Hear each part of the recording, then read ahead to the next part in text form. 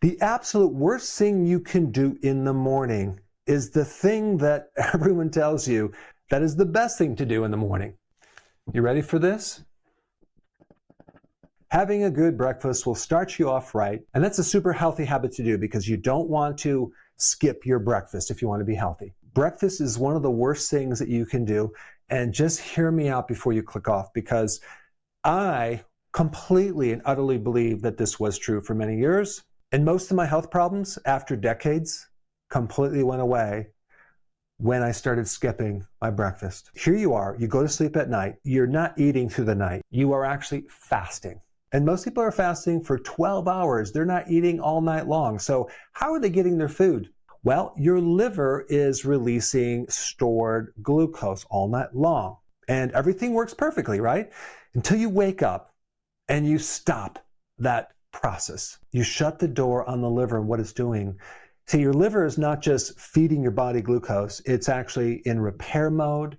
It's doing something called autophagy, which is a condition where your body is recycling damaged cells, turning those into new cells. Your liver is also burning fat, and so as soon as you eat, you stop that process. And the most important thing about this entire video, which I'm going to get into, is when you wake up in the morning, your insulin is at the lowest level of the entire 24-hour cycle. You are in the most fat burning as well, because your fat burning is directly connected to low insulin levels.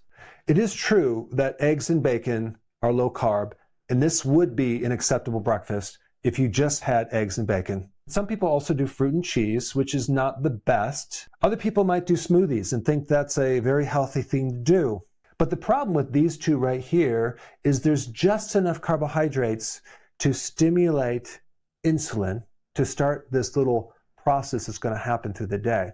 But these two don't even compare to what most people do as number 4, the all-American breakfast. And this is exactly what I ate. And that would include the sweetened yogurts, right? Tons of sugar, the orange juice or other types of juices, the sweetened cereals, the pancakes, the waffles, the muffins. I remember when I lived in San Diego, I would go buy these massive muffins in the morning and consume that with my coffee as my breakfast. Don't forget the toast and jam, right? And the jam is high fructose corn syrup.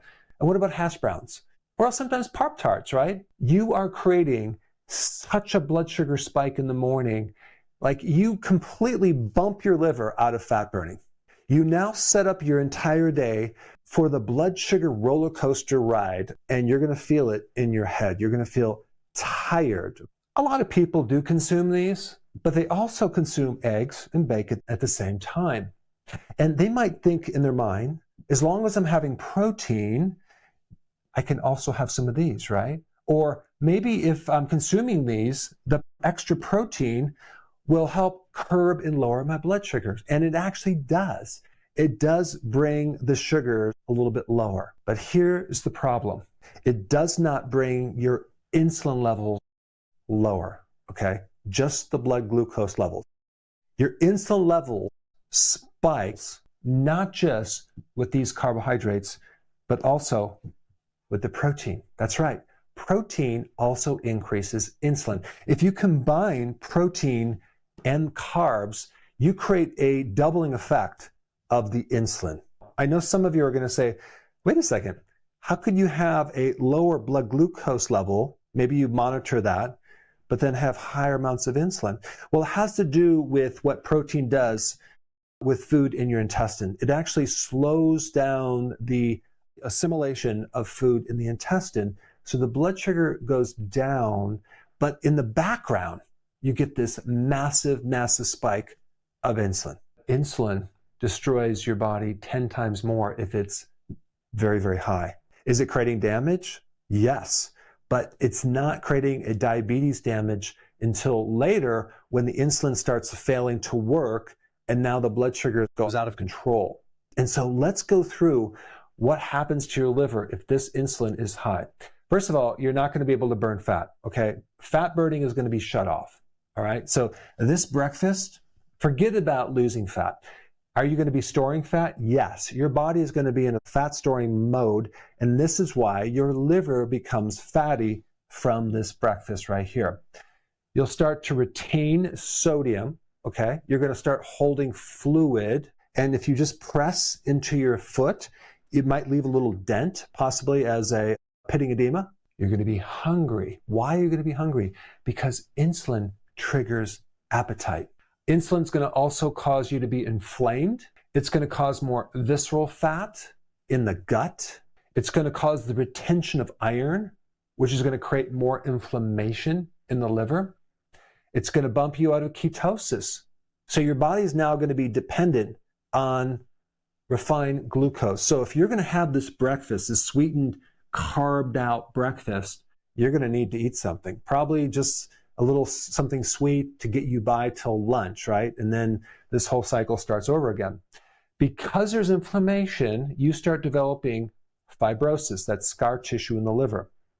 The other thing that insulin will do is will increase androgens. In women, that's called polycystic ovarian syndrome.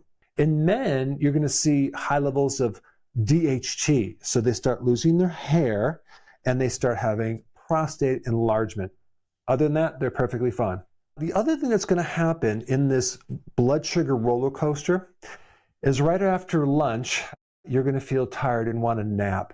Around mid-afternoon, you're going to want a snack to get you by till dinner. Okay, then you eat. And then now we need a snack at night. And then you go to bed and wake up and start the whole cycle again. Now, what's going to also happen, you're going to develop insulin resistance. So at night, you're going to have to pee very often.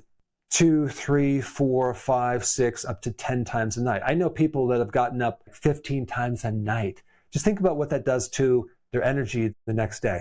If they just get rid of these snacks and go to 2 meals a day, it would solve the problem.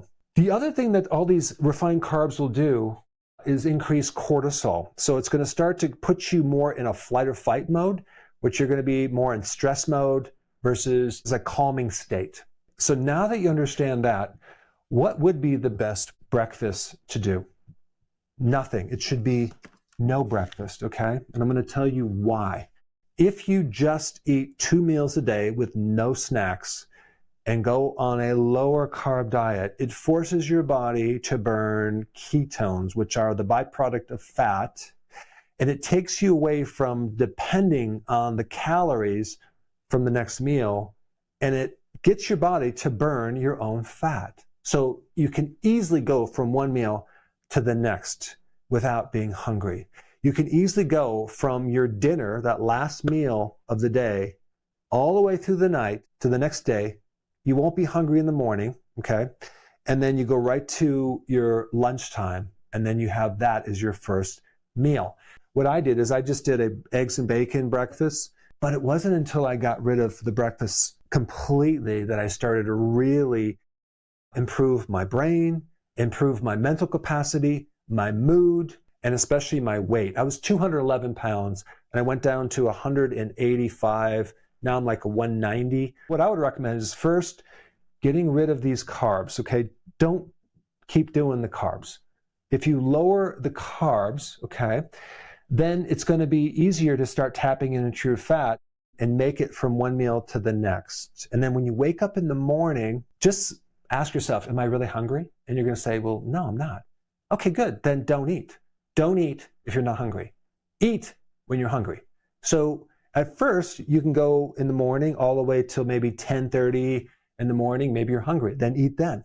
And keep pushing that breakfast further and further towards the lunch to the point where you don't need a breakfast. Your first meal is your breakfast at 12 or 1 o'clock, okay?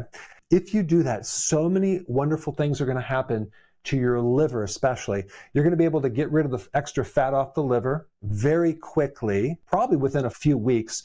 Your inflammation is going to go down. You're going to reduce the scar tissue. You're not going to be hungry between meals. Your belly fat's going to go away. And I promise you, it'll be one of the best things to change out of your lifestyle of all the things you're doing, just getting rid of this breakfast completely.